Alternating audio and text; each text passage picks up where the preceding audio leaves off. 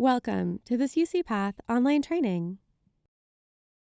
To complete the transaction, navigate to the Process Direct Retro screen by going to the PeopleSoft menu. And from here, you could navigate through the menu options or select the UCPath Work Center, which we are going to do today. Once in the UCPath Work Center, from the menu at the top, select Payroll for North America, Payroll Distribution, UC Customizations, and then select Process Direct Retro. To add this page as a favorite, select the button in the top right corner. When you get to the Process Direct Retro page, click the Add a New Value tab. The Find an Existing Value tab that the page defaults to only gives view-only access to transactions. From the Add a New Value tab, the Run Control ID will automatically be new. Click Add to continue. On the next page, enter the required information. The set ID of BKCMP is pre-populated. The earnings begin and end dates will default to the current fiscal year. Feel free to change these based on the pay period that you need to process the Direct Retro transaction in. If your search is before March 2019, it will not populate any records because pay was not handled in UCPath at that time. For more information on how to do transactions that are pre-UCPath, contact your HR or payroll person. The EMPL ID and the EMPL record number. Only use the employee record number if the employee has multiple appointments.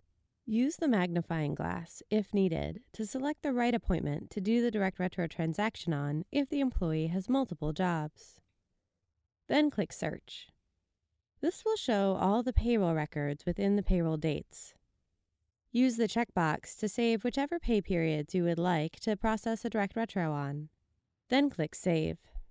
The Direct Retro ID number is now assigned to the transaction, but before you run the transaction, it is called a Direct Retro ID. After you run the transaction, it is called a Run Control ID. The number itself doesn't change. It is the transaction ID number.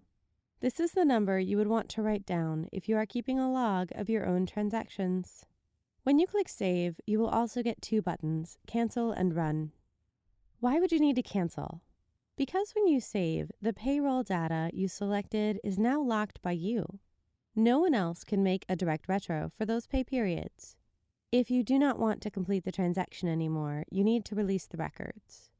In order to release them so others can process transactions, click the Cancel button. We want to do the transaction, so we will hit Run. This will take you to the Retro Distribute Earnings page. Be sure to stay on the Retro Distribute Earnings tab. This has all the fields that you will need to complete the transaction. All the other tabs are read-only. This page shows the old data at the top, the chart string that actually paid for the salary initially, and the new data is where you can enter the new chart string or strings for where the salary pay should have come from. If you selected more than one pay period, you can click View All here to see all the pay periods on one page. This is recommended.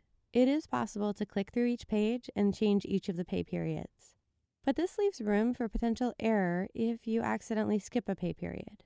The chart string information from the old data is pre-populated into the new data section.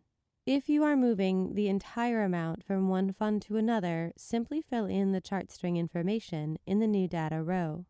If you need to split the amount between funds, you can click the plus button on the right side to add additional rows. If you are moving partial funds, you will have multiple rows. One row would have the original fund that was charged, and the second row would have the new fund that should have been charged for part of the amount. The amount must equal the old earnings amount. To check this, click the Check Balance button. Notice that it is a dollar amount that is entered. If someone tells you that you have to move 50% from one fund to another, you will have to do the calculation to determine what is 50%, because only a dollar amount can be entered. Keep in mind this dollar amount is only the salary. You are not seeing the benefit cost, but that is okay because the benefit cost will follow automatically. The CBR is a general rate that the university has calculated. It is not the exact dollar amount that is paid for the employee. If you enter a capped fund in the new data section and the employee's total UC salary exceeds the fund's annual salary cap, the Process Direct Retro page will display the salary cap, multiple components of pay, MCOP worksheet link. Similar to position funding, this is only for a single headcount position and a funding source that has a salary maximum for a filled position. When the new data is now a funding chart string that has a salary cap, then the worksheet is available for you to work out how to pay up to and over the cap, as well as any stipends or bonuses. If you need to do this, get someone with expertise to sit down with you to work through this to get a better idea of how the worksheet works. Once you have checked balance and it balances to 0, you can enter comments. Click the questionnaire to expand and answer the questions if it is a high-risk transaction. One thing to keep in mind, high-risk direct retro transactions require an additional higher level of approval. If you are dealing with a federal account or flow-through fund, FFT, which is also a federal expense, and the direct retro is 120 days after the original transactional pay period end date, or 90 days after the fund has ended, then the transaction is considered high risk. If the transaction is high risk, it will require additional approval from the controller's office after your approver approves the transaction.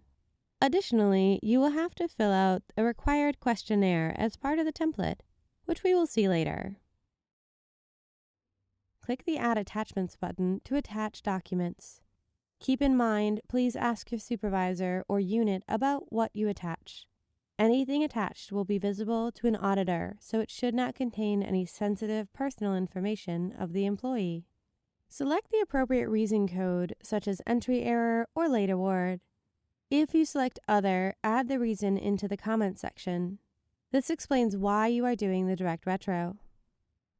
If you click Save and no additional errors pop up, then you can click Submit. Once you click Submit, the Cancel button will be gone and you will see a box at the bottom that outlines the approval workflow. If the transaction is a regular direct retro transaction, you will only see one approval box. If it is a high-risk transaction, you will see 2 boxes for the 2 levels of approval. Remember, you will need to contact your approvers outside of UCPath based on the workflow in your area. This is usually through ServiceNow or an email. If the transaction is a high-risk transaction, ask your supervisor or lead on the appropriate way for your region to contact the controller's office for their additional approval of the transaction.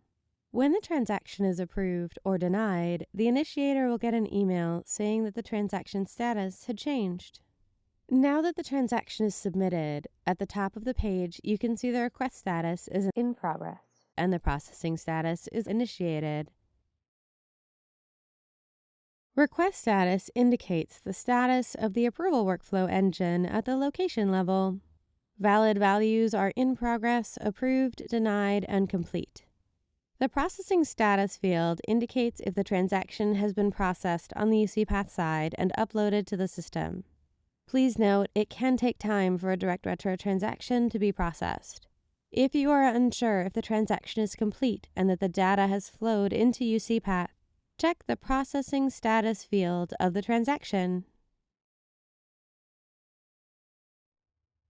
Remember, you can use the Review Retro Distribution component page to review the request status on the transaction in the future. Berkeley-specific job aids that may be helpful to you in these transactions. For more information on these topics, please review the documents. Thank you for watching this microlearning training video. If you have further questions, please review the materials available on the Berkeley UCPath Transactional User Training page, or email us at ucbucpath@berkeley.edu.